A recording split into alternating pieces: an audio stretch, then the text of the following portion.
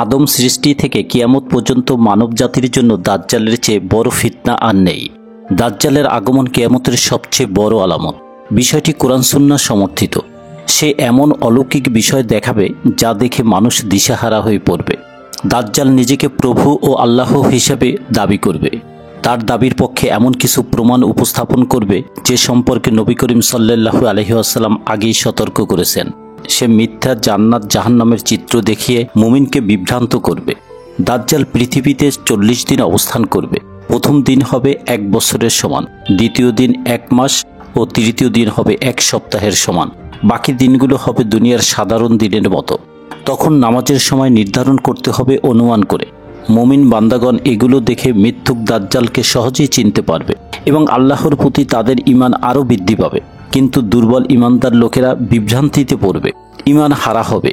দাজ্জাল নিজেকে রব বা প্রভু হিসেবেও দাবি করবে। ঈমানদারের কাছে এ দাবিটি সুস্পষ্ট দিবালোকের মতো মিথ্যা বলে প্রকাশিত হবে। দাজ্জাল তার দাবির পক্ষে যত বড় অলৌকিক ঘটনায় পেশ করুক না কেন, মুমিন ব্যক্তির কাছে এটি সুস্পষ্ট হবে যে সে একজন অক্ষম মানুষ, পানাহার করে, নিদ্রা যায়, প্রস্রাব পায়খানা করে, সর্বোপরি সে হবে অন্ধ, যার ভিতরে মানবীয় সব দোষগুণ বিদ্যমান। সে কিভাবে রব ও আল্লাহ হতে পারে? একজন সত্যিকার মুমিনের বিশ্বাস হলো মহান আল্লাহ সর্বপ্রকার মানবীয় দোষ ত্রুটি হতে সম্পূর্ণ মুক্ত। কোনো সৃষ্ট জীবই তার মতো নয়। আল্লাহকে দুনিয়ার জগতে কোনো মানুষের পক্ষে দেখাও সম্ভব নয়। দ্রুতগামী বাতাস বৃষ্টিকে যেভাবে চালিয়ে নেয়, দাজ্জালের চলার গতিও সেরকম হবে। দাজ্জালের সঙ্গে 2টি নদী প্রবাহিত থাকবে। বাহ্যিক দৃষ্টিতে একটিতে সুন্দর পরিষ্কার পানি দেখা যাবে, অন্যটিতে দাউ দাউ করে আগুন জ্বলবে।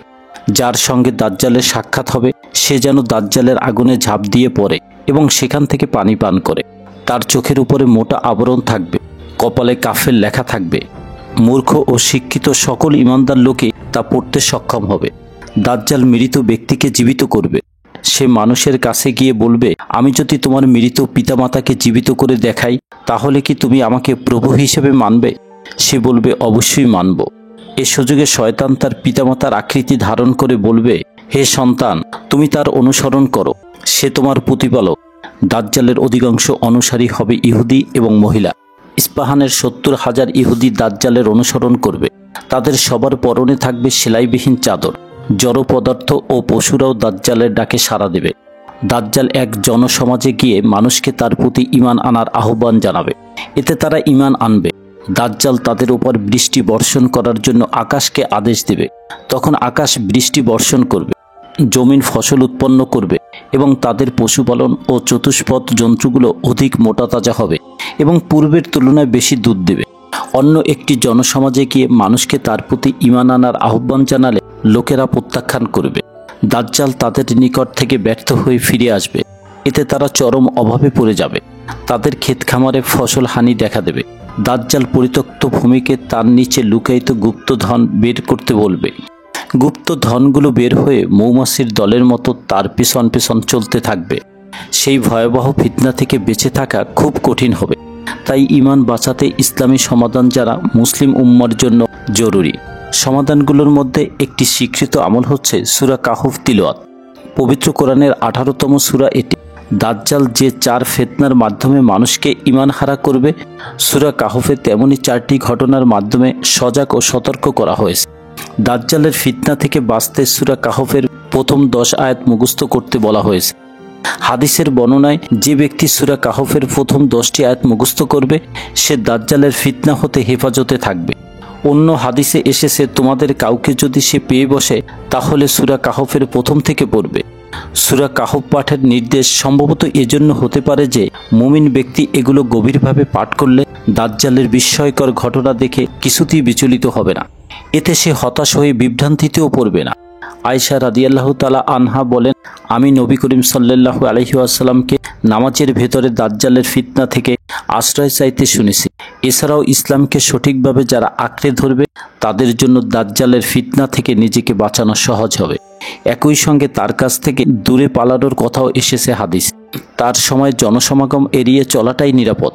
সম্ভব হলে মক্কা মদিনায় আশ্রয় নিতে হবে, কারণ মক্কা মদিনার প্রতিটি প্রবেশ পথ ফেরেশতারা পাহারা দেবেন। নবী করিম সাল্লাল্লাহু আলাইহি ওয়াসাল্লাম বলেন, দাজ্জাল বের হয়ে মদিনার দিকে অগ্রসর হবে।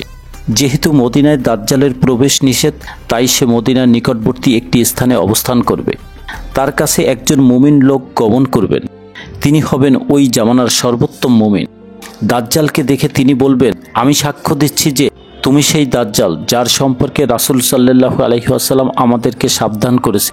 তখন দাজ্জাল উপস্থিত মানুষকে লক্ষ্য করে বলবে, আমি যদি একে হত্যা করে জীবিত করতে পারি, তাহলে কি তোমরা আমার ব্যাপারে কোনো সন্দেহ পোষণ করবে? লোকেরা বলবে না। অতঃপর সে উক্ত মুমিনকে হত্যা করে পুনরায় জীবিত করবে। এ পর্যায়ে যুবকটি বলবে, আল্লাহর শপথ, তুমি যে মিথ্যুক দাজ্জাল, এ সম্পর্কে আমার বিশ্বাস আগের তুলনায় আরও মজবুত হলো। দাজ্জাল তাকে দ্বিতীয়বার হত্যা করার চেষ্টা করবে, কিন্তু তাকে হত্যা করতে সক্ষম হবে না। সহিহ হাদিসের বিবরণ অনুযায়ী ঈসা ইবনে মারিয়াম আলাইহিসসালামের হাতে দাজ্জাল নিহত হবে। বিস্তারিত বিবরণ এই যে মক্কা মদিনা ব্যতীত পৃথিবীর সকল দেশে এসে প্রবেশ করবে। তার অনুসারীর সংখ্যা হবে প্রচুর। সমগ্র দুনিয়ায় তার ফিতনা ছড়িয়ে পড়বে। সামান্য সংখ্যক মুমিনই তার ফিতনা থেকে রেহাই পাবে। ঠিক সে সময় দামেস্ক শহরের পূর্ব প্রান্তে অবস্থিত এক মসজিদের সাদা মিনারের উপর ঈসা আলাইহিসসালাম আকাশ থেকে অবতরণ করবেন। মুসলমানগণ তার পার্শ্বে একত্রিত হবে। তাদেরকে সাথে নিয়ে তিনি দাজ্জালের দিকে রওনা দিবেন। দাজ্জাল সে সময় বাইতুল মুকাদ্দাসের দিকে অগ্রসর হতে থাকবে। অতঃপর ঈসা আলাইহিসসালাম লুত শহরের গেটে দাজ্জালকে পাকড়াও করবেন। ঈসা আলাইহিসসালামকে দেখে সে পানিতে লবণ গলার ন্যায় গলতে শুরু করবে। ঈসা আলাইহিসসালাম তাকে লক্ষ্য করে বলবেন, তোমাকে আমি একটি আঘাত করব, যা থেকে তুমি কখনোই রেহাই পাবে না। ঈসা আলাইহিসসালাম তাকে বর্ষা দিয়ে আঘাত করবেন। অতঃপর মুসলমানেরা তার নেতৃত্বে ইহুদিদের বিরুদ্ধে যুদ্ধ করবে। মুসলমানদের হাতে দাজ্জাল বাহিনী ইহুদি দল পরাজিত হবে। তারপর কোথাও পালাবার স্থান পাবে না। গাছের আড়ালে পালানোর চেষ্টা করলে গাছ বলবে, হে মুসলিম, আসো, আমার পেছনে এক ইহুদি লুকিয়ে আছে, আসো এবং তাকে হত্যা করো। পাথর বা দেয়ালের পিছনে পলায়ন করলে পাথর বা দেয়াল বলবে, হে মুসলিম, আমার পিছনে একজন ইহুদি লুকিয়ে আছে, আসো তাকে হত্যা করো। তবে গারকাত নামক গাছ ইহুদিদেরকে গোপন করার চেষ্টা করবে, কেননা সেটি ইহুদিদের বৃক্ষ বলে পরিচিত। আল্লাহ তাআলা কিয়ামতের পূর্ববর্তী সময় অভিশপ্ত দাজ্জালের ভয়াবহ ফিতনা থেকে মুসলিম উম্মাহকে রক্ষা করুন। উল্লিখিত আমলসমূহ যথাযথ পালন করার তৌফিক দান করুন। আমিন।